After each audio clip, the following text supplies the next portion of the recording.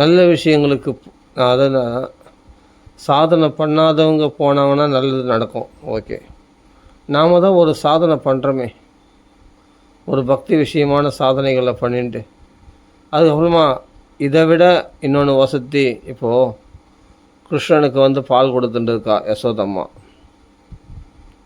அடுப்பில் பொங்கி வழிது பால்.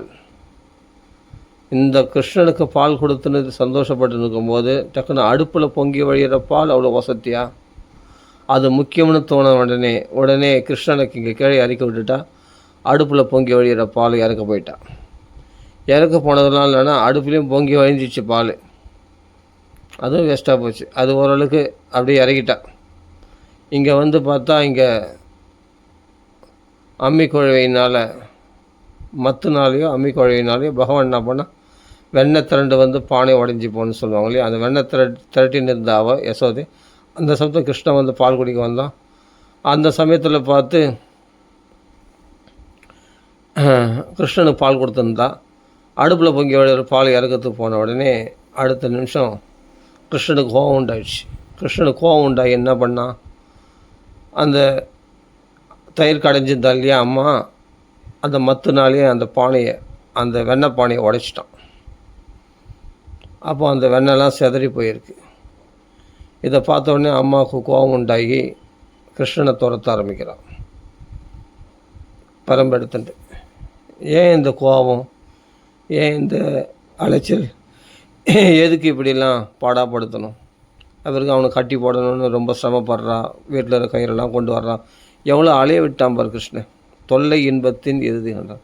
இது வெளிப்புறமாக இது நல்லா இருக்கும் லீலை. ஆனால் நம்ம வாழ்க்கையிலே இப்படி தான் நம்ம திண்டாடுறோம். அந்த கிருஷ்ணனை பிடிக்க அவனை அடிக்கத்து ஓடுறா, அலையிறான். அங்கே இங்கே புஷ்பங்கள்லாம் கீழே வேர்வையெல்லாம் உண்டாகி அவனை கட்டி போடுறதுக்கு பல சிரமங்கள் பட்டு ரொம்ப கஷ்டப்படுறான். அப்போது கிருஷ்ணனை கட்டி போடணும். அதாவது என்னென்னா விட்டடத்தை பிடிக்கிறதுக்கு நாம் ரொம்ப சிரமப்படுறோம். நாம் ஒரு சாதனைகளை பண்ணி கொண்டு இருக்கும்போது அந்த சாதனையை விட்டு வேறு உற்சவங்களுக்கு வேறு விஷயங்களுக்கு ஈடுபடும் போது நம்ம சாதனைகளுக்கு முக்கியத்துவம் கொடுக்காத போது நமக்கு இப்படி தான் நம்ம சாதனைகளால் எந்த நன்மைகளை அடைந்தோமோ, எந்த சந்தோஷத்தை அடைந்தோமோ அந்த சந்தோஷத்தை இழந்துட்டு இப்படி தான் நாம் அலைப்பாய்ந்து கொண்டு இருக்கிறோம். அலைப்பாய்ந்து நம்மளை அலைய விட்டுடும், டென்ஷன் ஏற்றிடும், நம்மளை பலத்தை இழக்கும்படி செய்திடும், நம்மளுக்கு பல ஆசைகளில் உழல வைக்கும், பல விதங்களை நம்மளை அலைச்சலில் உண்டு பண்ணிட்டு மறுபடியும் விட்ட இடத்தை பிடிக்கிறது ரொம்ப கஷ்டம். நம்ம சாதனைகளில் விட்ட இடத்தை பிடிக்கிறது ரொம்ப கஷ்டம். அதனால தான்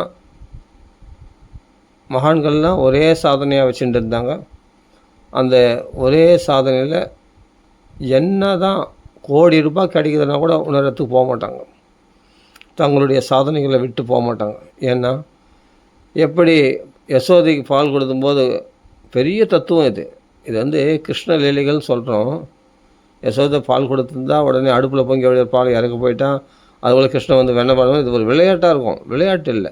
இதுதான் பெரிய பெரிய தத்துவம். இதெல்லாம் பெரிய நம்மளாம் ஆன்மீக சாதனை புரிகிறவர்களுக்கு பெரிய ஒரு உபதேசம் பண்ணுறான் கிருஷ்ண பரமாத்மா.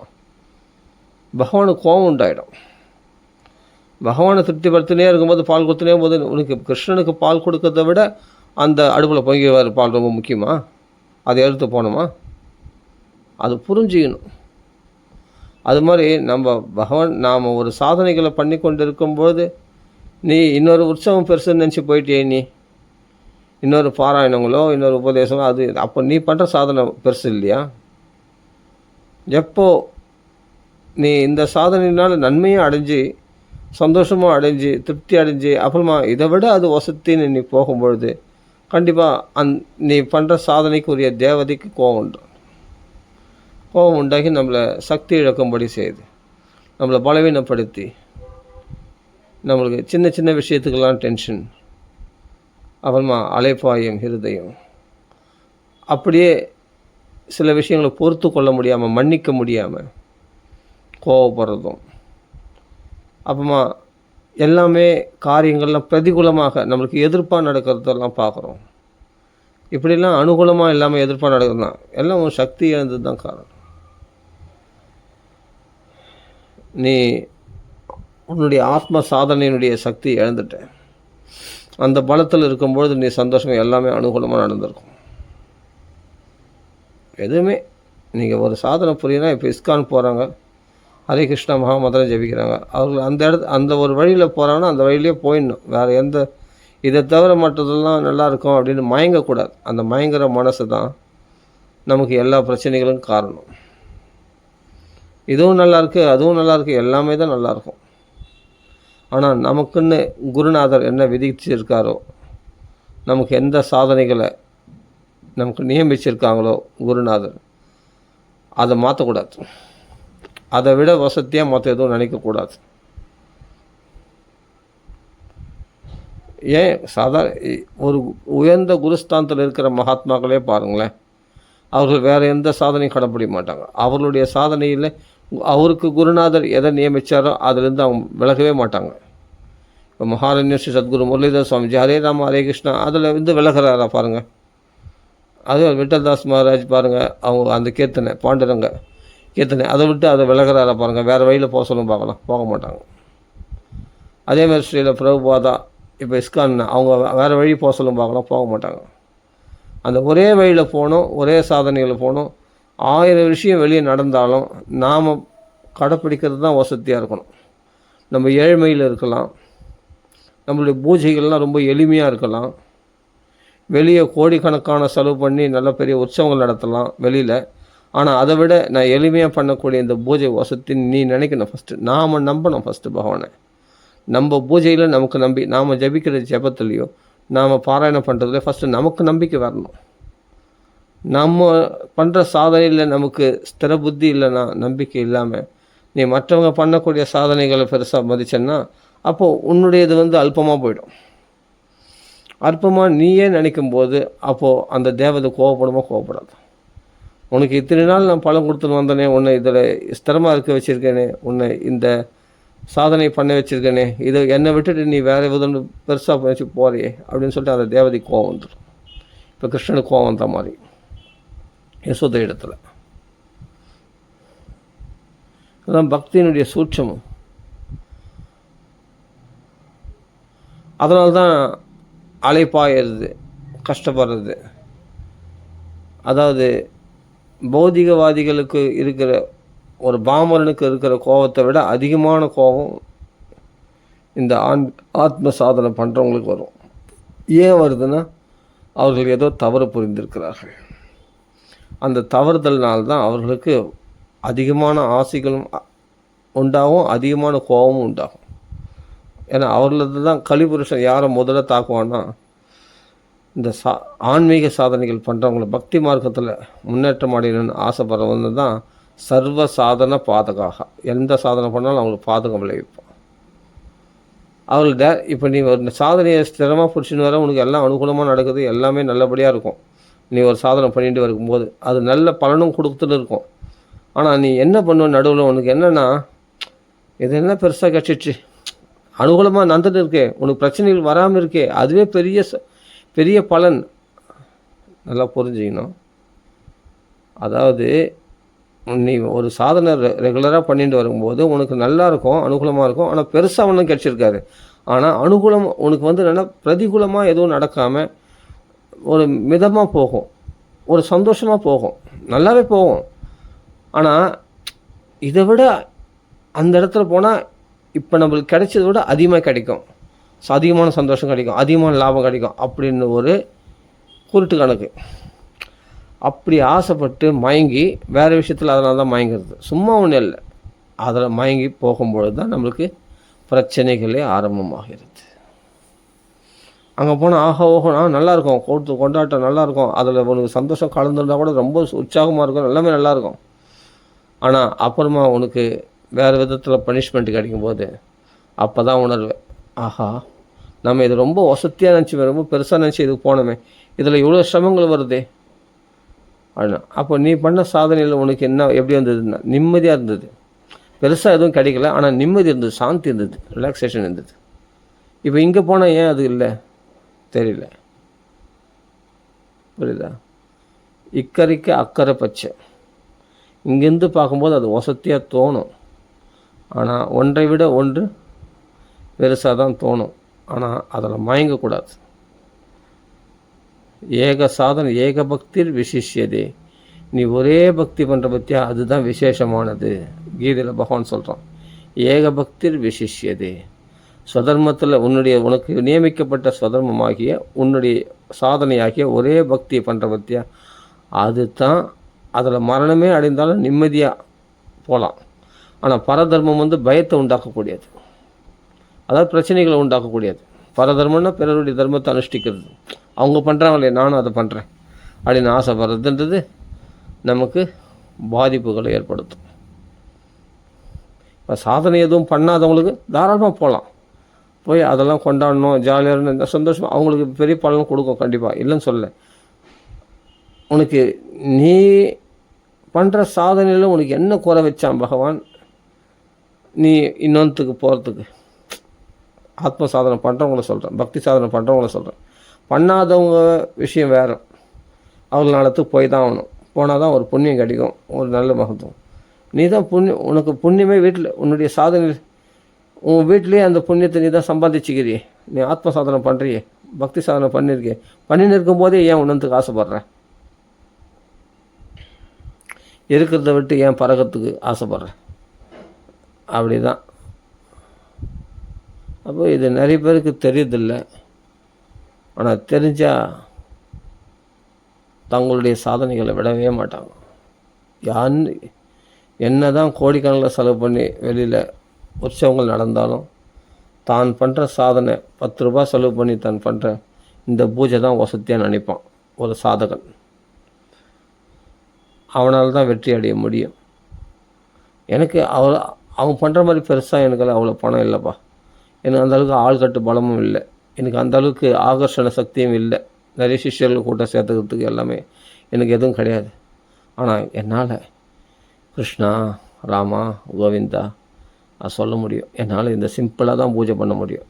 போதும், அது போதும். பகவான் பெருசாலாம் ஆடம்பர பூஜை எதிர்பார்க்கதே இல்லை. இந்த சிம்பிளான பூஜையை நீ விடாமல் பண்ணால் போதும், கண்டினியூட்டியாக. அதுக்கு மட்டும் கேப் விடக்கூடாது. அதைத்தான் சனகாதி முனிவர்கள் நமக்கு ஆசீர்வாதம் பண்ணுறாங்க. நிரந்தரம், அந்தரம், இடைவெளி இல்லாமல் நிரந்தரம் வைஷ்ணவ மானசாணி. அந்த மனசில் அவர்கள் வேறு எதுலேயும் வேறு சாதனைகளில் புத்தி போகாதபடி ஒரே பக்தியில் ஈடுபடும்படி அந்த பக்தி தேவியே ஞான வரைக்கும் நீங்கள் போய் தங்கிடுங்க அந்த மனசில். பக்தேஷு கோவிந்த சரூபகத்ரி பிரேமிக தத்ரி பவரோகஹந்திரி சாத்வம் ச திஷ்ட சுதைரிய சம்சயம் நிரந்தரம் வைஷ்ணவ மானசாணி.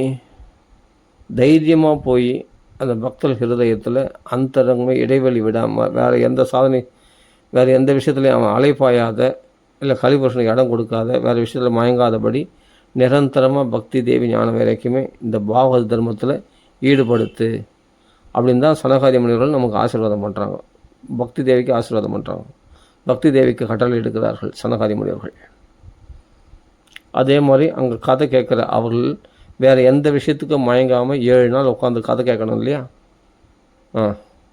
அந்தரம் இடைவெளி வந்துச்சுன்னா கலிபுருஷன் வேறு ஏதாவது பணம் அங்கே இங்கே கொஞ்சம் நிறுத்து பார்க்காதே, அங்கே ஒரு 1000 ரூபா கொடுக்குறாங்களாம், 1 லட்சம், அங்கே ஒரு 10,000 ரூபா கொடுக்குறாங்களாம் இலவசமாக, உடனே போய் அதை வாங்கிட்டு வந்துடுறேன் அப்படின்ட்டு மனசு மயங்குற புத்தி வந்துடும் இல்லையா?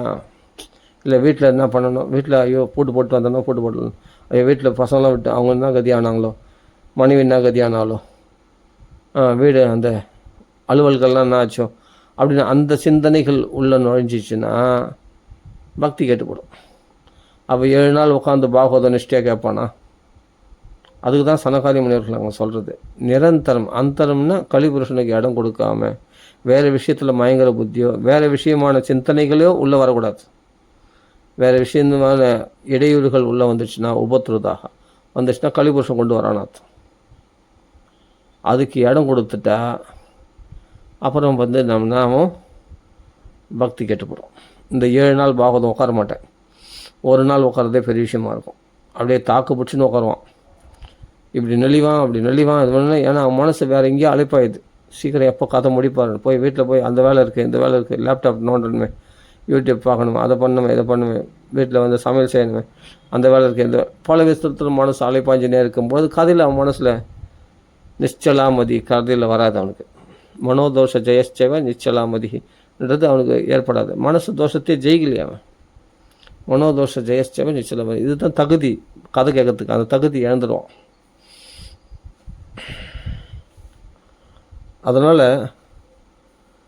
இந்த பாகவதம் அந்த 7 நாள்னால் அந்த 7 நாள் நியம நிஷ்டையோடு ஒருத்தன் ஒன்று கடைப்பிடிக்கிறான்னா அந்த நியமத்தோடு அந்த நிரந்தரமாக அந்தரம் இடைவெளி இல்லாமல் அது ஸ்திரமாக ஃபாலோ பண்ணுறவங்களுக்கு தான் அது வெற்றியை கொடுக்கும்.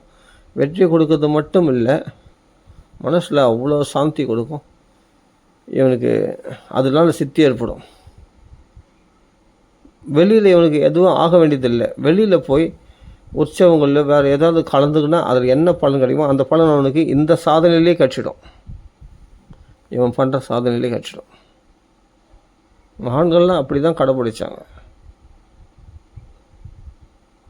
அப்போது எல்லாம் அனுகூலமாக நடக்குதா பிரதிகூலமாக நடக்குதா அதெல்லாம் மனசை பொறுத்து இருக்குது. இந்த மனசு எப்போ உனக்கு சாந்தி கொடுக்க ஆரம்பிச்சிச்சோ எல்லாமே அனுகூலமாக மாறிடும், சூழ்நிலைகள் மாறிடும். உன் மனமாற்றத்தை பொறுத்து தான் சூழ்நிலைகள் மாறுறதை பொறுத்து. மனசு அமளியாக இருந்ததுன்னா சூழ்நிலைகளும் அமளியாக இருக்கும். அதே மாதிரி ஏதாவது நம்ம பாவங்கள் பண்ணிட்டோம்னா, நமக்குள்ளே ஏதாவது தோஷங்கள் இருந்தால் அந்த தோஷத்துடைய பலனையும் வெளிப்படுத்திடும். வெளியில் போனால் நீ உன் பலவீனத்தை பார்த்து கலிபுருஷன் அடிப்பான். நீ பலவீனமாக இருக்கிறன்னா உன்னை அதிகமாக பலவீனப்படுத்த தான் முயற்சி பண்ணுவான். கோவம், உனக்கு சின்ன விஷயத்துக்கு கோவம் உண்டாகுதுன்னா உன்னை அதிகமாக கோவப்படுத்தக்கூடிய விஷயங்களாகவே காமிப்பான். அந்த அட்மாஸ்பியரே உண்டாக்கிடுவான். இதை பார்த்தா டென்ஷன், அதை பார்த்தா டென்ஷன், அவங்கள பார்த்தா பிடிக்கல, இவங்கள பார்த்தா பிடிக்கல, அது அந்த டென்ஷன், இந்த டென்ஷன், அந்த டென்ஷன், இந்த டென்ஷன், அவங்க அங்காலைச்சல் இங்காலைச்சல், அது இது சரியில்லை, அது சரியில்லை, அவங்கள திட்டுறது, இவங்க திட்டுறது எல்லாமே. அப்போது சூழ்நிலைகள் சரியில்லையா, இல்லை மனசு சரியில்லையா, இல்லை எல்லாமே கெட்டவனாகிறானுங்க, எல்லாமே கெட்டவனுங்க. இவன் சரியில்லை, அவன் சரியில்லை, இவன் துரோகி, இவன் தான், இவன் வாயாடி, இவன் பயங்கரமான, அவளா வாயாடி, அவன் இவனா, அவன் மோசமான துரோகி, அவன் பச்சந்தி, நம்ம எதிர்பார்க்கிறான், என் முரடை, என் வீண் சண்டைக்குன்னு வரான், அப்படி இப்படின்னு எல்லாரையும் குறை சொல்லின்னு இருப்பேன். ஏன் எல்லாரையும் குறை சொல்கிறேன்னா, எல்லாரையும் குறை சொல்லக்கூடிய குறை உங்களுக்கு இருக்குது, அதுதான் காரணம். அந்த குறை தான் பலவீனம்னு பேர். ஒன்று காமத்தில் விழுந்துட்டான்னா, சக்தி இழந்துட்டான்னா அவனுக்கு கோபம் கண்டிப்பாக உண்டாகும், எரிச்சல் உண்டாகும், டென்ஷன் உண்டாகும். நல்லா புரிஞ்சுக்கணும். உன்னை நல்ல பக்தியில் ஸ்திரமாக நீ ஒரு சாதனைகளை புரிந்து கொண்டு இருக்கும்போது உன்னை கலிபுருஷன் ஒன்றும் பண்ண முடியாது.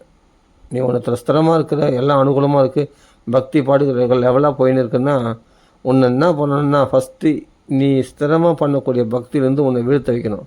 அது ஃபஸ்ட்டு ஒன்றுனா மயக்குதல். அதாவது ஃபஸ்ட்டு என்னன்னா காமம். அது காமம்னா ஆசைகள், பெண் ஆசை மட்டும் கிடையாது. காமம்னா மற்ற ஆசைகள், இதில் மயங்கு, அது மயங்கு, இதோட அது வசதியாக இருக்குப்பார், அங்கே போ, இங்கே போ, அதை பண்ணு, இதை பண்ணு, அந்த சாதனை பார், இதில் என்ன உனக்கு கிடைக்கும், அது இதை விட பெருசாக கிடைக்கும் அப்படின்னு எதையாவது ஒன்று மனசில் புகுத்தி அப்படி அலைப்பாயும் ஒரு அசட்டுத்தனத்தில் ஒரு கேர்லெஸ்ஸாக உடனே அதிலெல்லாம் கொஞ்சம் மயங்குவான். சீரியஸாக மயங்க மாட்டான். சரி சும்மா தான் போய் பார்க்கலாமே, பார்த்தா என்ன தப்பா, சும்மா அது என்னவோ உற்சவங்கள்லாம் பண்ணுறாங்களாமே, அந்த உற்சவங்களாம் போய் பார்க்கலாம், அதில் பண்ணலாம், இது பண்ணலாம் அப்படின்னு ஒரு விளையாட்டாக தான் உனக்கு ஆரம்பிக்கும். அந்த விளையாட்டாக ஆரம்பிக்கிறது தான் உன்னுடைய ஸ்திரமான சாதனையிலிருந்து உன்னை நழுவ வைக்கும். ஃபஸ்ட்டு சீரியஸாக ஆரம்பிக்க மாட்டேன். கலிபுருஷன் என்ன பண்ணுவான்னா, உன்னை விளையாட்டாக சும்மா போய் பார்த்துட்டு நம்ம தப்பேன், சும்மா போய் பார்த்துட்டு சும்மா நான் என்ன ஈடுபட போகிறேன், ஐஸ்காலில் என்ன அது போய் பாரு, சும்மா தான் போய் பார்த்துட்டு அப்படி ஜாலியாக பார்த்துட்டு அப்போ மறுநாள் போய் பாரு, சும்மா பாரு, இதெல்லாம் பாரு, நல்லா இருப்பார், இதெல்லாம் நல்லா இருப்பார், சூப்பராக இருப்பார், அப்படியே 2-3 நாள் போ அப்படின்னு ஈடுபட வைப்போம். அப்புறம் அதை பார், இது இங்கே பார், இது எப்படி இருப்பார், இது அப்படி இருப்பார் அப்படின்ட்டு விளையாட்டை சும்மா டைம் பாஸ் அப்படி போய் பார்க்கலாம், தப்பு இல்லை. No no no no no இதுதான் பெரிய தப்பே. இந்த விளையாட்டாக கேஷுவலாக போய் அதையும் போய் பார்க்கலாம், இதையும் போய் பார்க்கலாம், அதுலேயும் மயங்கலாம், இதுலேயும் மயங்கலாம்னு சொல்லும்போது தான் உன் சாதனைக்கு ஹானி உண்டாகிடும். நான் சொல்கிறது எத்தனை பேருக்கு சரியாக புரியுதுன்னு தெரில. என் வாழ்க்கையில் நடந்தது நான் சொல்கிறேன். அப்படி தான் நம்மளை இழுத்தும் போயிடும். நம்ம அந்தரங்க சாதனைகளை விட்டு விடும்படி செய்திடும். ஒரு மானிடத்தில் மயங்கி பரதயோகீஸ்வரர் எப்படி 24 மணி நேரமும் ஒரு சாதனையை கடைப்பிடித்து எவ்வளோ பேரானந்தத்தில் திளைச்சார். அப்படி பிரேம சமாதி ஏற்படுற கிட்ட வந்துட்டார். பாவ சமாதி வரையும் போயிட்டார். பாவ சமாதிக்கு வரையும் போய் பகவானையே அப்படியே பகவானே தெரியிறானா, சாட்சாத்காரம் ஆகுது அவருக்கு. அப்படியே கண்களில் கண்ணீர் மல்கு, பூஜையே மறந்துட்டாராம். அந்த பகவான் நாமத்தை சொல்லும்போது பகவான் பிரேமையில் உடனே அப்படியே தொண்டை கத்கதம் உண்டாகுது, ரோமாஞ்சனம் ஏற்படுது, பகவான் நினச்சி உருகுது. பகவான் ஸ்வரூபம் அவருக்கு தெரியுது. பரதயோகீஸ்வரருக்கு அந்த ஹிருதயத்தில் பகவான் சங்கசங்கராக தான் தெரியுறான். நாங்கள் ஜடபரதன் சொல்ல மாட்டோம், பரதயோகீஸ்வரன் சொல்லுவோம். பிரம்மஸ்ரீ சுந்தரமாசமே அப்படி தான் உத்தரவிட்டிருக்கார். அப்படின்னும் போது அந்த பூஜையில் மெய் மறந்து பூஜையும் மறந்தார். அப்படியேப்பட்ட ஒரு உயர்ந்த சாதனைக்கு ஏறி பரதயோகீஸ்வரர் கிருஷ்ணார்ச்சனை பிரபாவா நோ ஜஹாதின்ற அந்த வீண் போகாத அளவுக்கு அந்த கிருஷ்ணனை அப்படி அர்ச்சனை பண்ணியிருக்காருன்னு சொன்னால் எந்த அளவுக்கு மனசு 24 அவிரத புருஷ பரிச்சரியா அப்படின்னு பதம் இருக்குது. இடைவெளி இல்லாமல் 24 நேரம் பகவத் பூஜையில் ஈடுபட்டாராம். அவ்வளோ சௌக்கியம், அவ்வளோ பேரானந்தத்தில் தலைச்சி இல்லாமல் எப்படி 24 மணி நேரம் ஒரு சாதனையில் ஈடுபட முடியும்? 96 கோடி ராமநாமா சொல்கிறாருன்னா ஒரு சாதனையாக பண்ணி ஒன்று சாட்சாத்காரம் பண்ணல தியாக பிரம்மம். அதை விரும்பி ருசித்து ரசித்து அனுபவித்து அந்த ராமநாமத்தை சொன்னதுனால்தான் ராமர் சாட்சாத்காரம் ஆகியிருக்கார் தியாக பிரம்மத்துக்கு. சும்மா ஒன்று 96 கோடின்னா 96 கோடி நம்ம சொல்ல சாதனையை பண்ணால் கண்டிப்பாக சொல்ல முடியாது. அதனால் 1 கோடி நாம கூட சொல்ல முடியாது. அதை ருசித்து ரசித்து அனுபவித்து அதனுடைய சௌக்கியம் அந்த நாம ருச்சியில் ஈடுபட்டவங்களால் தான் அந்த 96 கோடி நாமத்தை சொல்ல முடியும். 1,80,000 நாமம் போதேந்திரர் சொல்கிறாங்கன்னா சும்மா விளையாடு, ஏதோ சாதனை, சரி இது ஒரு கடை, சரி தொல்லை, ஆமாம் இது ஒரு கடை, இது ஒரு கடமை, இது டெய்லியும் சரி விடு அப்படின்னு சொல்லி ஒரு தொல்லை, இது சரி கடவுள்னு செய்து முடிச்சுடுவோம், ராம ராம ராம ராம அப்படியா செய்தார்? அப்படி இல்லை.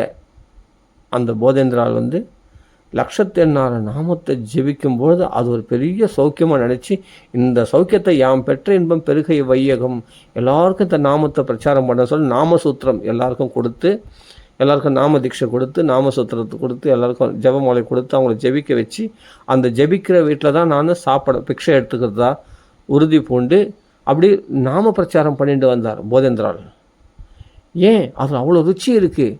இந்த சௌக்கியத்தை, இந்த அனுகூலத்தை, இந்த ஆனந்தத்தை எல்லாரும் அனுபவிக்கணும். இந்த நாமத்தை, நாமசூத்திரம் எல்லாரும் இந்த நாம சன்னியாசியானாலும் நாம சொல்லி ஆகணும். அப்படியேப்பட்டவங்க நாம சொன்னவங்களுக்கு தான் பொண்ணு கொடுக்கணும், நாம சொன்னவங்க தான் நாம சொல்கிறவங்க வீட்டில் தான் கல்யாணம் பண்ணிடணும். அப்படிலாம் ஒரு நியமத்தை ஏற்படுத்தினாரே ஸ்ரீ போதேந்திரால். அப்படி நிறைய கிராமங்கள் அப்படி தானே மாற்றின்னு வந்தார் போதேந்திரால். அப்படி தானே அந்த காஞ்சி மடத்தை விட்டுட்டு அவர் பிரச்சாரத்தில் இறங்கிட்டார். அப்படி தானே அவர் பிரச்சாரம் பண்ணார் நாமத்தை. நாம ரசோதயம்னு ஒரு நாம ரசாயனம் 6 கிரந்தங்கள் எழுதியிருக்கார் அவர். அதில் 2-3 தான் நம்மளுக்கு கிடச்சிருக்கு. ரசாயனம் கிடச்சிருக்கு. நாம கௌமுதி தான் அவருக்கு ஆதாரம். நாம ரசாயனம் எழுதினார். அப்போ நாம ரசோதயம் எழுதினார். நாம ரசோதயம் தான் இப்போ பிரகாசமாக இருக்குது. 6 உல்லாசங்கள் உண்மையிலே உல்லாசமாக இருக்கும். அந்த நாம சித்தாந்தம் பண்ணியிருக்கார். எந்த பண்டிதனும் ஒரு வார்த்தை பேச முடியாதபடி அவங்களுடைய வாயை அடைச்சார். எப்படிப்பட்ட வேத பண்டிதனும் பேச முடியாது. அந்தளவுக்கு பிரமாணங்களோட சித்தாந்தம் பண்ணியிருக்கார். நாம சித்தாந்தம் அப்படின்னா எப்படிப்பட்ட அந்த நாமத்தை எந்த அளவுக்கு சுவைத்திருந்தால், நாமத்துடைய மகிமை அவர் உணர்ந்திருந்தால், அனுபவித்திருந்தால் இந்த அளவுக்கு ஒரு சித்தாந்தம் பண்ணியிருக்க முடியும். யோசிச்சு பாருங்க. அவ்வளோ பிரமாணங்களோட அந்த சாஸ்திரங்கள்லேருந்து ஜல்லடை போட்டு ஜல்சி எடுத்து அப்படி புட்டு புட்டு புட்டு புட்டு வைக்கிறார் பாருங்கள். விஷ்ணு சஹஸ்ரநாமத்திலேருந்து பகவத்கீதையிலேருந்து தொட்டடம்லாம் பாகவதம் தான். வேதங்கள் இருந்து, உபநிஷத்துக்கள் இருந்து எவ்வளோ விஷயங்கள் மகாத்மாக்கள் எழுதின சாஸ்திரம். ஆதிசங்கர் நிரூபணம் பண்ண அப்படிப்பட்ட விஷ்ணு சஹஸ்ரநாம பாஷ்யத்துலேருந்து எத்தனை அதெல்லாம் எடுத்து என்ன மாதிரி அவர் கோட் பண்ணி எழுதியிருக்காரு பாருங்க. ஒரு விஷயத்தில் ருச்சி இல்லாமல் இந்த அளவுக்கு தீவிரமாக ஈடுபட முடியாது. ஹரிதாஸ் தாகூர் 3 லட்சம் நாமம் ஒரு நாள் சொல்கிறாருன்னா, சும்மா 3 லட்சம் நாமம் சொல்கிறேன்னா கடமையாக சொன்னாரா? அதில் அவ்வளோ ருச்சி, அவ்வளோ பசி. அது சாதனையாக பண்ணல, அதுவே தன் ஸ்வரூபமாக நினச்சி பண்ணார். எப்படி சுவாசிக்கிறத ஒருத்தர் நிறுத்த முடியாதோ அதுபோல் நாம சொல்கிறத அவங்களால நிறுத்தவே முடியாது. அந்த சுவாசத்தினால்தான் அவர்கள் ஜீவிக்கிறார்களோ அவள் நாமத்தினால் ஜீவித்தார்கள். அப்படி இருக்கணும். அவர்கள் வேறு ஏதாவது மாற்ற சொல்லுங்கள், மாற்றவே மாட்டாங்க.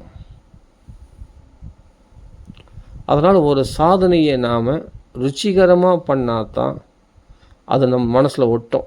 நம்ம ஆத்மாவில் போய் ஒட்டும். ஆத்மா அந்தரங்கமாக இருக்கக்கூடிய ஆத்மாவுக்குள்ளே போய் ஆத்மார்த்தமாக பண்ணணும்னு சொல்கிறாங்க இல்லையா, அந்த அந்தரங்கமாக ஆத்மாவை போய் தொடணும். அது சும்மா வாயில் முன்னு ராமராமன் சொல்கிறது பெரிய விஷயம் இல்லை. அதை கையில் ராமராமன் எழுதுறது பெரிய விஷயம் இல்லை. நாம ஸ்மரணம், ராமநாமன் நினச்சி நாம சொல்கிறோம், ஓகே.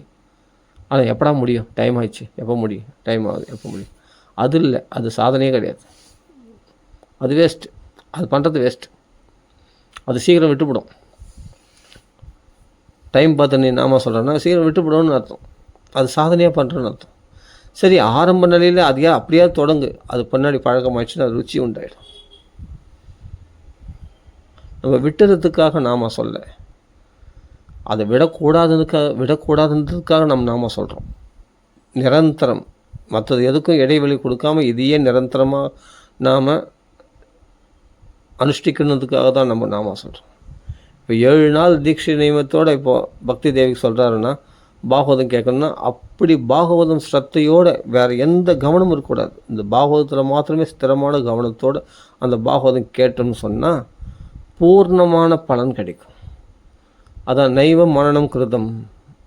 இந்த துந்துகாரி கேட்ட மாதிரி மனம் ஒருமுகப்பட்டு இவங்க இருக்கிறவர்கள் கேட்கல, அதனால் எல்லாருக்கும் விமானம் வரல. துந்துகாரி மட்டும் விமானம் வந்தது.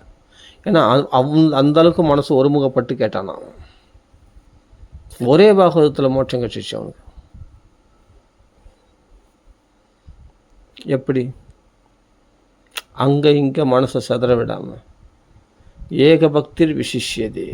இந்த ஒரே பக்தியில் ஈடுபடுறவங்களுக்கு கண்டிப்பாக அவர்களுக்கு எல்லாமே, இவர்கள் எங்கேயும் தேடி போக வேண்டாம், இவர்களை தேடி எல்லாமே வரும்.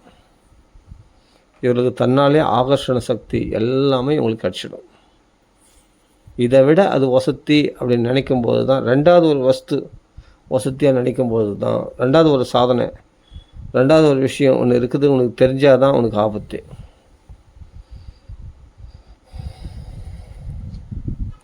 அதனால் எல்லாமே நமக்கு பலவீனம்தான் காரணம். அதே சமயத்தில் தேவையில்லாத சங்கம் தான் கெடுத்துரும். துஷ்ட சங்கங்கள் கெடுத்துரும். நம்ம தான் ஜாக்கிரதையாக இருக்கணும். நமக்கே தெரியும், அவங்கவுங்க சூழ்நிலைக்கு நம்ம சாதனைகளுக்கு ஹானியை உண்டாக்கக்கூடிய சங்கங்கள் எல்லாமே துஷ்ட சங்கங்கள் தான். நம்ம இன்க்ளூடிங் நம்ம ரிலேஷன்ஷிப்பே கூட இருக்கலாம், அவர்கள் கூட நம்ம சாதனைக்கு தடை உண்டாக்குவாங்க. அதை அவாய்ட் பண்ணி தான் ஆகணும். ஏன்னா நம்ம சாதனையில் ஸ்திரமாக இருக்கணும்னா சில விஷயங்களை அவாய்ட் பண்ணிட்டு தான் நம்ம சாதனைகள் பண்ண வேண்டியது இருக்கும். அதனால் எதுவுமே நீங்கள் ஒரு சாதனையை கடைப்பிடிக்கிறீங்கன்னா அந்த சாதனையை விட வசதியாக வேறு எதையும் நினைக்காதீங்க. நினச்சிங்கன்னா நமக்கு தான் அவஸ்தை. இல்லை, எந்த சாதனையும் கடைப்பிடிக்கலை, எனக்கு இதுபோல் வெளியில் எங்கன்னா போனால் தான் எனக்கு பக்தி உண்டாகும் அப்படின்னா அப்படி போங்க. அப்படிப்பட்டவங்க அங்கே போகலாம், போய் பக்தி நல்லா டெவலப் பண்ணிக்கலாம். இந்த வெளியில் திரிகிற மனசை எப்போ கட்டி போடுறோமோ அன்றைக்கி தான் பகவான் நமக்கு கிடைப்பான். இந்த வெளியில் திரிகிற மனசை என்றைக்கு இழுத்து கட்டி போடுறோமோ இருதயத்தில் ஒரே சாதனையில் நாம் கட்டி போடுறோமோ, ஒரே சாதனைனா அது பாராயணமாக இருக்கலாம், இல்லாட்டி நாம ஜபமாக இருக்கலாம், நாம கீர்த்தனமாக இருக்கலாம். அந்த ஒரே விஷயத்தில் கட்டி போடுறோமோ அன்றைக்கி தான் பகவான் நமக்கு பிடிபடுவோம். அது வரைக்கும் நீங்கள் பகவானை தேடி வெளியில் தான் அலைஞ்சாகணும். பல உற்சவங்கள்லேயும், பல ராதா கல்யாணத்துலேயும், பல சீதா கல்யாணத்துலேயும், பல பஜனைகள்லேயும், பல பாராயணங்கள்லேயும், பல உபன்யாசங்களிலும் போய் தான் நீங்கள் தெரிஞ்சுனே இருக்கணும். பல கோயில்கள்லேயும், பல க்ஷேத்திரங்கள்லேயும், பல தீர்த்தங்கள்லேயும், பல ஆசிரமங்கள்லேயும், பல குருமார்களிடத்தில் போய் தான் நீங்கள் தேடின்னு இருக்கணும். பகவானை தேடுறேன்னு தேடினே இருக்கணும், அலைஞ்சுட்டே இருக்கணும். அது வரைக்கும் பகவான் கிடைக்க மாட்டான். இந்த வெளியில் திரிகிற மனசை, இங்கே அலைப்பாயிற மனசை எப்போ கட்டி இழுத்து நம்ம பூஜை ரூமில் நம்ம படத்தில் இருக்கிற சாமி சாமி சாமி தான் அப்படின்னு நீ நம்பி அதில் ஸ்திரமாக நிறுத்துறியோ, அன்றைக்கி தான் பகவான் நம்மளோட பேசுவான், பகவான் நமக்கு கிடைப்பான். அன்றைக்கி தான் சாந்தினா என்னன்னு நம்மளுக்கு தெரியும். அது வரைக்கும் தெரியாது. லோன்னு அலைஞ்சுன்னு தான் இருக்கணும்.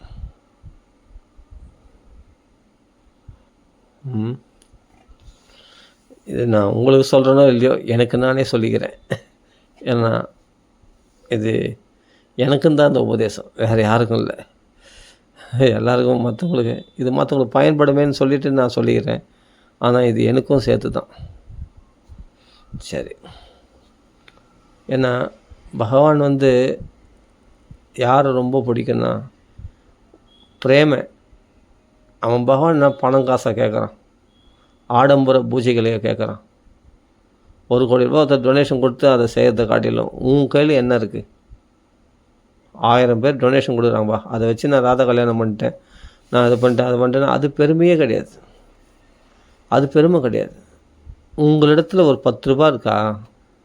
அந்த 10 ரூபாயில் உன்னால் ஒரு பூ வாங்கி பகவான் திருவிழில் போட முடியுமா? அதில் தான் பகவான் ரொம்ப சந்தோஷமடைவான். விதுரர் எங்கே போய் டொனேஷன் வாங்கி பகவானுக்கு வாழைப்பழம் வாங்கி வந்து கொடுத்தாரு. கஞ்சி எங்கே கடை வாங்கினது வந்து கஞ்சி தான் அவர் உழைப்பில் அவர் கையில் கிடைச்சது. அவர் அந்த கஞ்சி அவர்கள் இருந்தது அதான். உடனே பீஷ்மர் வீட்டுக்கு போய் துரோணாச்சாரிய வீட்டுக்கு போய் கிருஷ்ண பரமாத்மா எங்கள் வீட்டுக்கு வந்திருக்காரு, கொஞ்சம் ஒரு படி அரிசி கொடுங்க, கொஞ்சம் அவன் நல்லா வடை பாயசத்தோட சாப்பாடு ஆக்கி போடணும் அப்படின்னு போய் எங்கன்னா வாங்கிட்டு வந்துடுறான். அதெல்லாம் கிடையாது. உன் கையில் என்ன இருக்குது? உன் கையில் இதான் இந்த 10 ரூபா இருக்குது. இந்த 10 ரூபாயில் எவ்வளோ பூ வரும்? ஒரு 10 ரூபா ஒரு துளசி கொடுப்பாங்க.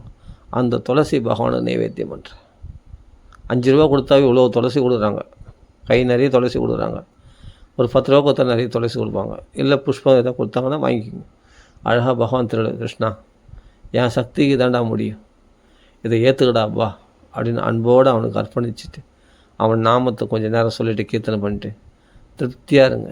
அது போதும். அதுதான் பெரிய பூஜையே. கோடிக்கணக்கான டொனேஷன் வாங்கி ராதா கல்யாணம் பண்ணுற வெளியே உற்சவங்களை காட்டிலும், ரத யாத்திரை பண்ணுறாங்களே பெருசாக கோடிக்கணக்கில் பணம் செல்வம், அதை காட்டிலும் நம்ம வீட்டில் நாம் செய்கிற இந்த அற்ப பூஜைன்னு நினைக்காதீங்க. இதுதான் உயர்ந்த பூஜை. நீங்கள் பகவானுக்கு ஒரு வெண்ணெய் 10 ரூபா வெண்ணெய் வாங்கிட்டு வந்து அதை பகவானுக்கு வாயில் தடை விட்டு, இல்லை ஒரு இலையில் வச்சு, நல்ல கழுவின இலையில் வச்சு அந்த நைவேத்தியம் பண்ணிங்கன்னா அந்த வெண்ணெயை மகா நைவேத்தியம் சமர்ப்பயாமி அப்படின்ட்டு அந்த வெண்ணெயை கொடுத்தா பகவான் ரொம்ப சந்தோஷம் அடைவான். ஒரே ஒரு துளசி அவன் திருவடியில் போட்டேன்னா குளிர்ந்து போய்டுவான் பகவான். ஒரு உத்தரநிதி தீர்த்தம் தோயம் சமர்ப்பயாமின்ட்டு கிருஷ்ணார்ப்பணம் மஸ்துன்ட்டு போட்டோன்னா ரொம்ப சந்தோஷம் அடைஞ்சிடும். இந்த எளிமையான பூஜையில் தான் பகவான் லகுவாக சுலபமாக சுகமாக உன்னோட பழகுவான். ஏன்னா உன் சக்திக்கு என்ன முடியுமோ அதை செய்ய போதும். ஆடம்பர பூஜைகளை பகவான் கேட்குறதே கிடையாது. அன்பான பூஜையை தான் பகவான் கேட்குறான். பக்தியாமாம் அபிஜானாதி, பக்தினால்தான் மன்மனாபவ மத்பக்தோ மத்யாஜி மாம் நமஸ்குரு, என்னை வழிபடு, என் பக்தனார், என்னிடத்துலையே மனசர்ப்பணை, அது போதும். மனசை எங்கள் கொடு. இதி மதிர் உபகல்பிதா. பீஷ்மாச்சாரியர் என்ன சொல்லணும், அம்பு படிக்கலை என்ன கொடுக்க முடியும்? என்னென்னா செல்வ செழிப்போடு இருந்தேன், துரியோதனுக்கு பாதுகாவலாம், ஆனால் செல்வ செழிப்பாக இருந்தேன். அன்றைக்கி உனக்கு ஒரு பூஜை பண்ண முடியல என்னால். நான் துரியோதனை விட்டு உப்பு தொன்னுட்டு நான் அவனுக்கு அடிமையாக கிடந்தேன், அந்த இடத்துல அரசுக்கு அடிமையாக கிடந்தேன். ஆனால் இன்றைக்கி உனக்கு கொடுக்கணும்னு நினைக்கும்பொழுது நான் அம்பு படிக்கல இருக்கிறேன். இப்போ என்னால் ஒன்றுமே கொடுக்க முடியல கிருஷ்ணா. ஆனால் என் கையில் ஒன்று இருக்குது கிருஷ்ணா, அது விலை மதிக்க முடியாதது, அது நீ கொடுத்தது தான், அது உனக்கே நான் சமர்ப்பிக்கிறேன் கிருஷ்ணா. இது மதிர் உபகல்பிதா வித்ருஷ்ணா, அந்த ஆசையற்ற மனசு கிருஷ்ணா. இப்போ என் மனசு உன்னை மட்டும்தான் தியானம் பண்ணிட்டு இருக்குது. அப்போ என் மனசு பரிசுத்தமாக இருக்குது. ஆசையற்ற இந்த மனசை உனக்கு அர்ப்பணம் பண்ணுறேன் கிருஷ்ணா. இது மதிர் உபகல்பிதா வித்ருஷ்ணா பகவதி சாத்வத புங்கவே விபும்னி ஸ்வசுகம் உபகதே கொச்சித் விஹர்த்தும் பிரகிருதியும் உபேயுஷி யத்பவ பிரவாகா. எல்லாம் படைத்து காத்து அழிக்கக்கூடிய மாயினால் தன் ஸ்வரூபத்தில் தான் ரவிக்கின்ற பகவானே, உனக்கு நான் எதுவுமே கொடுக்க முடியாது. உனக்கு என்னால் நான் என்ன கொடுத்தா உனக்கு போதும். நீ ஆத்மா ராமனாச்சே, ஸ்வசுகம் உபகதி, உன் சொரூபத்தில் ரமிக்கின்றவனாச்சே நீ. ஆனால் என்னால் என் மனசை உனக்கு அர்ப்பணம் பண்ணுறேன், இதை ஏற்றுக்கோ. இதுதான் வாடா மலர் கொண்டு மனசனால் உன்னை பூஜை பண்ணுறேன். இதை வாடவே வாடாது. இந்த மதியை, இந்த மனசை உனக்கு அர்ப்பணம் பண்ணுறேன், இந்த புத்தியை உனக்கு அர்ப்பணம் பண்ணுறேன் அப்படின்னு கொடுத்தாராம். அடுத்த நிமிஷம் அவர்கள் நிஷ்கல பிரம்மத்தில் கலக்கிற மோட்சத்தையே அவர் பகவானோடு ஐக்கியமாயிட்டார். பீஷ்மாச்சாரியார் பகவான் மோட்சத்தை அனுகிரகம் செய்தான். சங்க சக்கர கதாதாரியாக பகவான் காட்சியளிக்கின்றான். ஏன்னா அவர் அதை தான் கேட்டுட்டார் பீஷ்மாச்சாரியார். அப்படியே ததாஸ்துன்ட்டு அனுகிரகம் பண்ணிட்டார் நிஷ்கல பிரம்மத்தில். இன்றைக்கி பீஷ்மாச்சாரியாருக்கு எல்லாரும் தர்ப்பணம் பண்ணுறாங்க இல்லையா, ரிஷிகளுடைய இது ஆச்சாரியருடைய இதில் பிராமணர்லாம் தர்ப்பணம் பண்ணுறாங்க. பீஷ்மாச்சாரியார் சத்திரியன், அவர் பிராமணர்லாம் தர்ப்பணம் பண்ணுறாங்கன்னா எப்படியாப்பட்ட மகாத்மா இருக்கணும் யோசிச்சு பாருங்கள். பீஷ்மா ஆச்சாரியார், சரி பீஷ்மா ஆச்சாரியார் அவர் சொன்னதுக்கு வாழ்நாள் முழுது என்னென்னா விஷ்ணு சஹஸ்ரநாமம் ஒரே பூஜை, அவ்வளோதான். ஆனால் அவர் அந்தரங்க பக்தி யாருக்குமே தெரியாது. வெளிப்புறத்தை பார்த்தா முரட மாதிரி இருப்பார், முரடனாக இருப்பார். நிறைய பல களங்களை கண்டவர் பீஷ்மாச்சாரியார். எத்தனையோ யுத்தங்களை பார்த்தவர், தேவர்களோடய ஜெயிச்சிருக்கார். பரசுராமரையே ஜெயிச்சவர் அவர். பரசுராம சிஷ்யரான பரசுராமர் ஜெயிச்சவர். அப்படிப்பட்ட நிறைய யுத்தங்களை பார்த்தவர் அவர். அவர் கண்டாலே எல்லோரும் நடுங்கும், உலகமே நடுங்கும். அப்படிப்பட்ட மகா பராக்கிரமசாலி பீஷ்மாச்சாரியார். ஆனால் அந்தரங்கத்தில் எப்படின்னா லலித கதி விலாச வல்குஹாச பிரணய நிரீக்ஷண கல்பிதோருமானாக கிருதமனு கிருதவத்திய உண்மதாந்தாக பிரகிருதி மகன்கில எஸ்ய கோபவத்வா கோபிகளுடைய பாவத்தை ராசலையிலே தியானம் பண்ணுறாராம் ஹிருதயத்தில். யார்? பீஷ்மாச்சாரியார். வெளிப்புறமும் முரடனாக இருக்கார், ஹிருதயத்தில் லலிதமாக இருக்காராம். லலித கதி விலாச அந்த லலிதமான கோபிகா பாவத்தில் உள்ள தியானம் பண்ணிட்டு இருக்கிறார். அதனால தான் நித்திய பிரம்மச்சாரியாக இருக்கார் அவர். என்றைக்கு சீதாராமனை தியானம் பண்ணதுனால பிரம்மச்சாரியா நித்திய பிரம்மச்சாரியாக ஆஞ்சநேய சுவாமியை இருக்காரோ, அதுபோல் பீஷ்மாச்சாரியார் கோபிகா பாவன் ராசலையிலே தியானம் பண்ணி அவர் வார்த்தையிலே சொல்கிறாரே, லலித கதி விலாச வல்குஹாச பிரணய, அழகான சிரிப்போடு அழகான நடை எல்லாத்தையும் கிருஷ்ணனை பார்த்து கற்றுண்டாங்களாம். கோபிகளாம் கற்றுண்டு கிருஷ்ணமயமாகவே மாறிட்டாங்க, கிருஷ்ண பிரகிருதியாக மாறிட்டாங்களாம். அந்த அப்படிப்பட்ட கிருஷ்ண கோபிகள்லாம் மாறிட்டாங்க, கோபிகை ரூபமாக மாறிட்டாங்களாம். கோபிகள்லாம் கிருஷ்ண ரூபமாக மாறிட்டாங்களாம். அப்படி கிருஷ்ண கடலில் வந்துட்டாங்களாம், கருப்பாயிட்டாங்களாம்.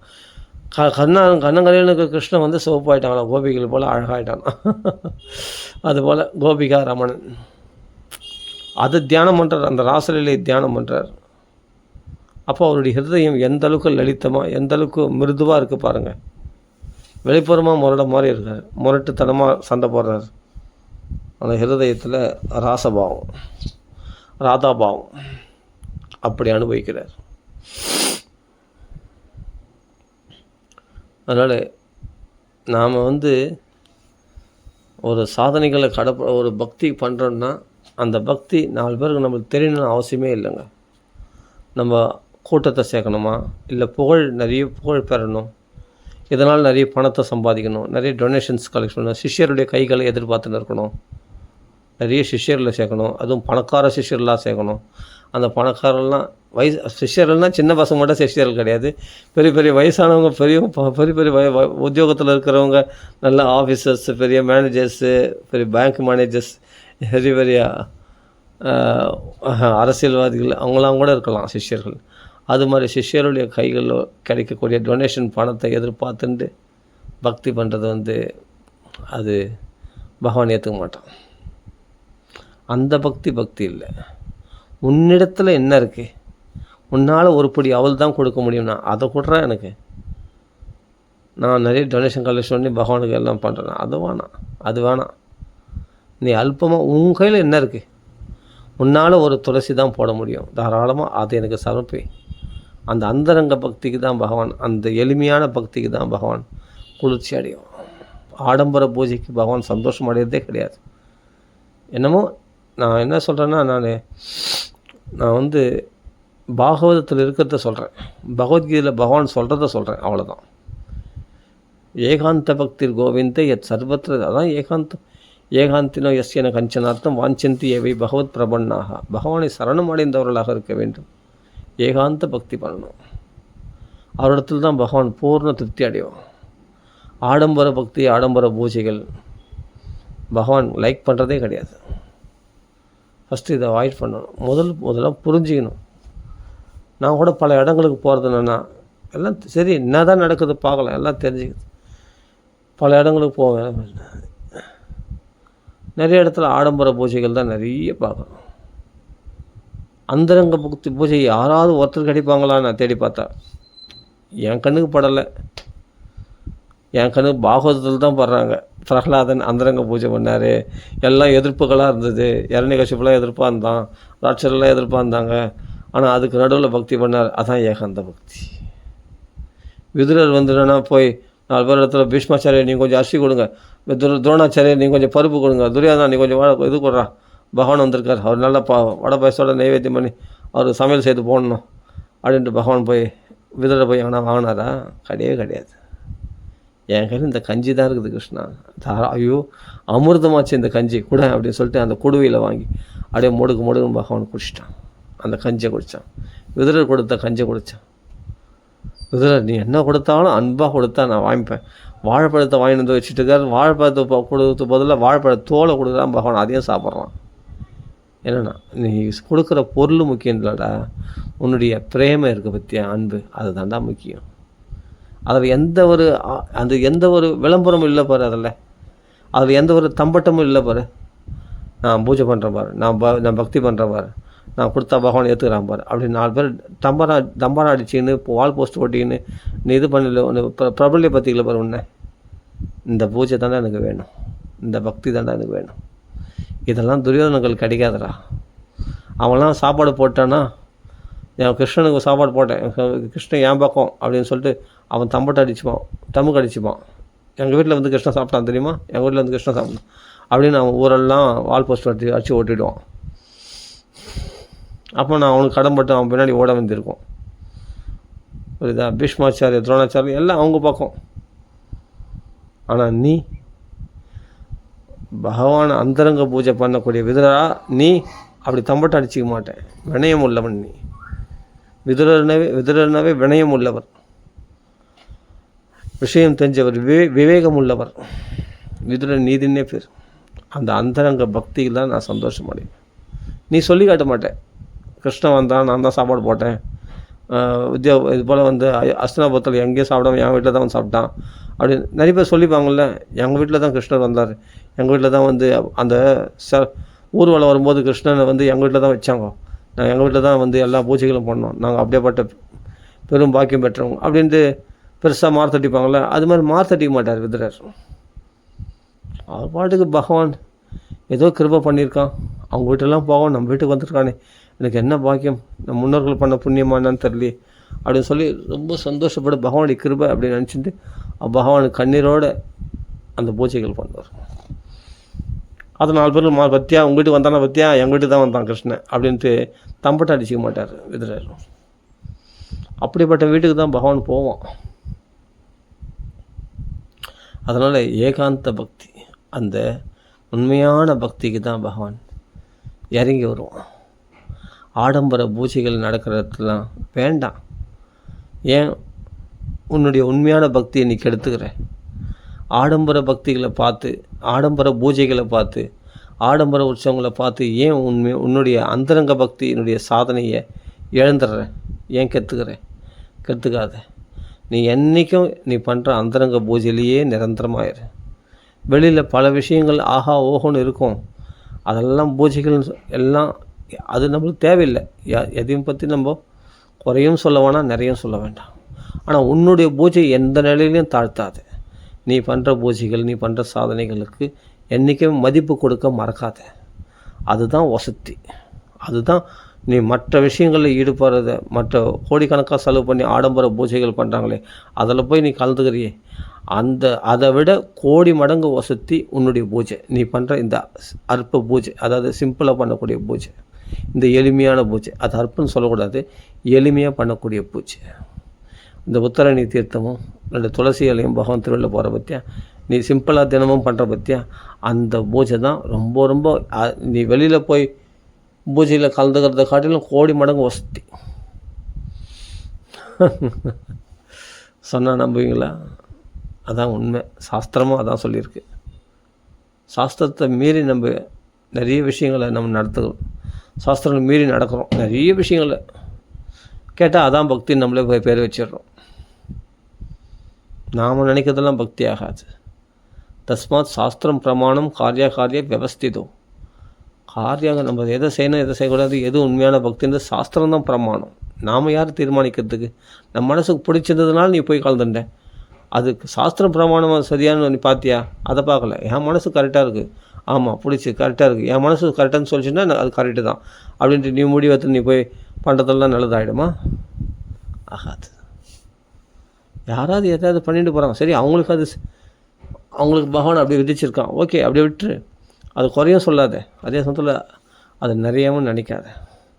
நீ பண்ணுறிய பூஜை, இன்றைக்கி ஒரு புஷ்பத்தை போடுறிய, தினமும் நீ எதை கடைப்பிடிச்சிருந்தியோ அதை விடாத. அதுக்கு தான் மவுசே அதிகம், அதுக்கு தான் தபஸே அதிகம். அதுதான் நீ கோடி மடங்கு வசதி. அந்த பூஜை தான் கோடி மடங்கு வசதி. அதுக்கு இணையாக உன்னை பொறுத்த வரைக்கும் அதுக்கு இணையாக வேறு எதையும் நீ நினைக்கக்கூடாது.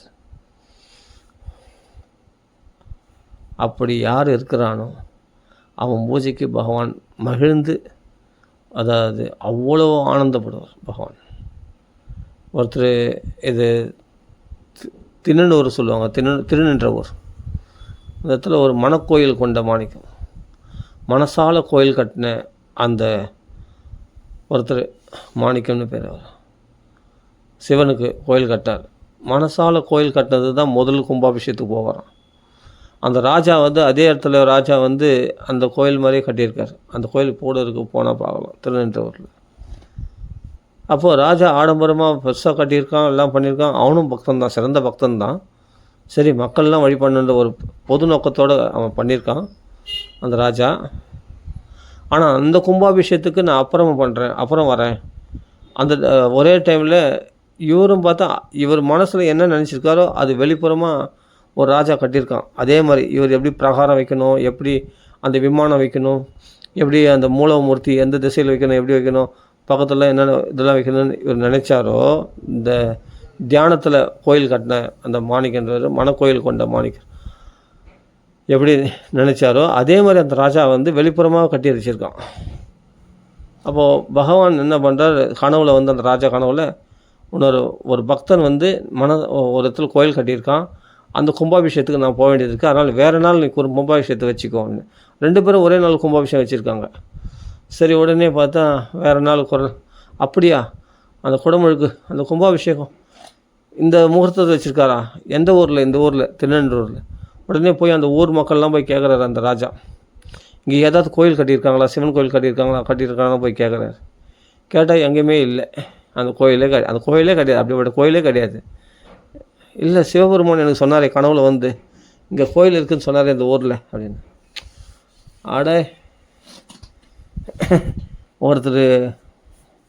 ஒரு பக்தர் தியானத்தில் கோயில் கட்டியிருக்காரு. அப்போ தான் அவருக்கு எஸ்டாச்சு. அவர் சொல்கிறாங்க, நான் மனசால் பகவானுக்கு கோயில் கட்டி கும்பாபிஷேகம் பண்ண போகிறேன், நாளைக்கு தான் அந்த தீர்மானிச்சிருக்கேன் அப்படின்னு சொல்கிறார்.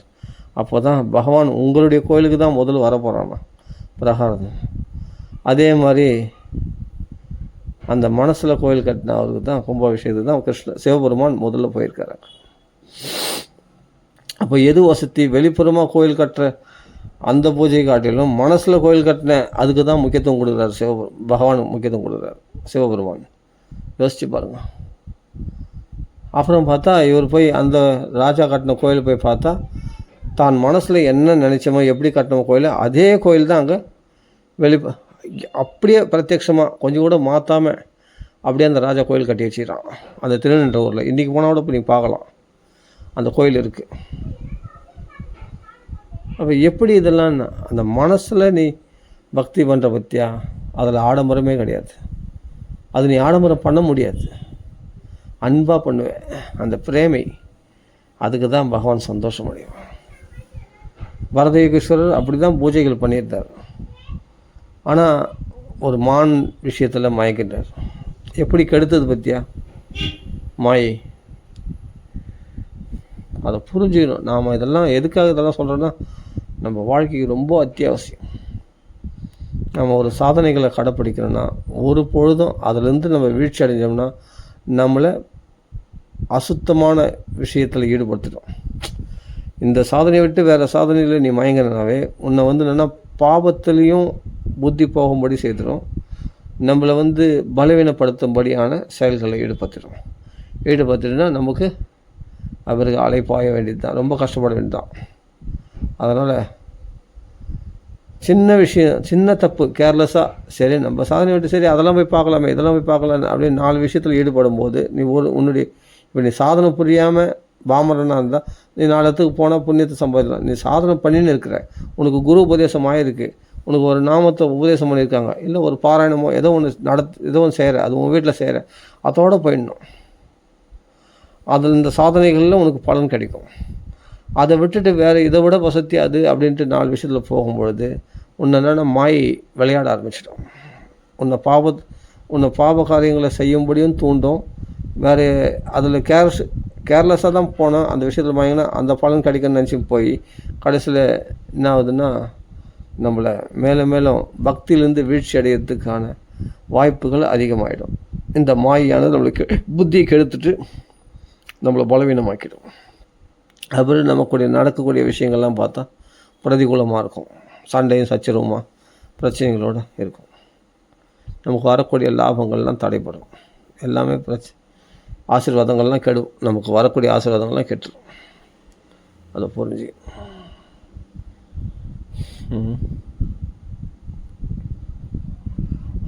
யார் சொன்னாலும் மயங்கக்கூடாது. அவன் சொன்னான், இவன் சொன்னான், அவங்க கூப்பிட்டாங்க, அவங்க வசதியாக சொன்னாங்க, அப்போ நீ பண்ணுறது வசதி இல்லையா? நம்ம வீட்டில் இருக்க கிருஷ்ண வசதி இல்லையா?